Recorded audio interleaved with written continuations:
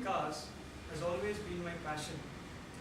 As a 5-year-old, I ripped apart my first remote controlled toy car when it stopped functioning. Unfortunately, my mother considered it as an act of vandalism and reprimanded me for it. 18 years down the line, I still play with cars, real cars. Today, dismantling cars is also my profession. Mr. Toastmasters, fellow Toastmasters, dear guests. I was around 5 years old when my family moved into Bangalore. The city evolved, and so did I. My childhood basically comprised of hating everything my parents tried to impose on me. The very thought of spending 8 hours in school, monitored by disciplinarian teachers, would make me cringe with disgust. I guess, even at the tender age of 5, I had strong opinions of the futile education system. My parents, however, did not share the same opinion. I was coaxed, threatened, and sometimes even dragged to school every morning. Another thing which topped my hit list was swimming classes. In spite of all my excuses, I still ended up in the ice-cold waters of the pool in Bowring Institute. I had two very simple options: learn to swim or drown. On a personal front, my family consists of my father, Mr. K.M. Ramesh, who works with the KUI DFC, my sister Suhana, who's pursuing a final year of BBM, and my mother Meera, who I think has got the toughest job among three of us, is to basically take care of the three of us. Time flies. Before I knew it, I had graduated 10th standard and was eagerly waiting to get into college. My father had other plans in store for me. He proposed that I continue my 11th and 12th standard ICSE board instead of enrolling into college. The bid was a brand new kinetic Honda. I fell for it. The ISC course was grueling. In a single stroke, my father had transformed my blissful existence into a tragedy. My mathematics and chemistry textbooks looked more like the Yellow Pages telephone directory. And I had very little time to get my act together.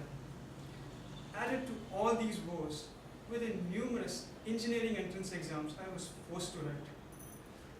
Around 400,000 aspirants appear each year for the IIT entrance exam.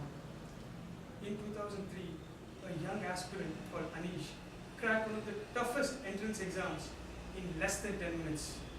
Yes, as others struggled to figure out the answers, I was fast asleep.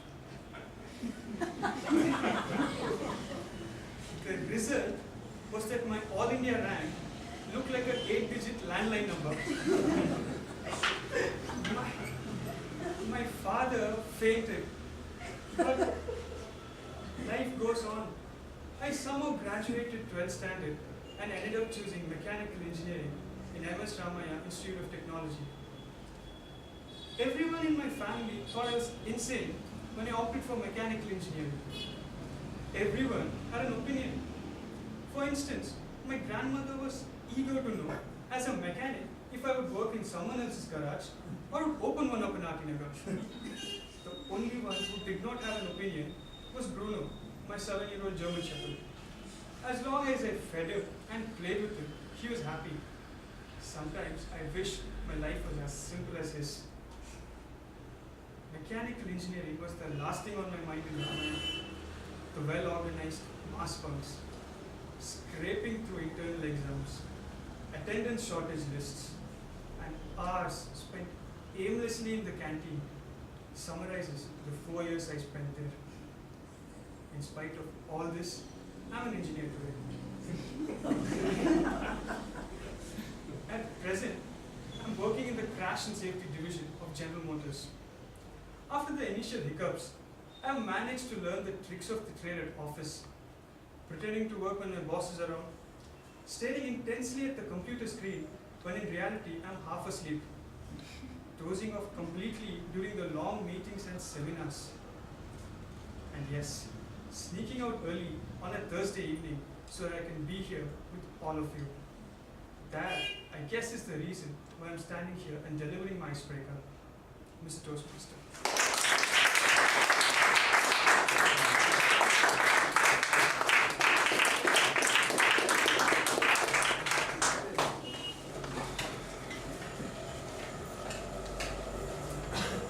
That was a wonderful speech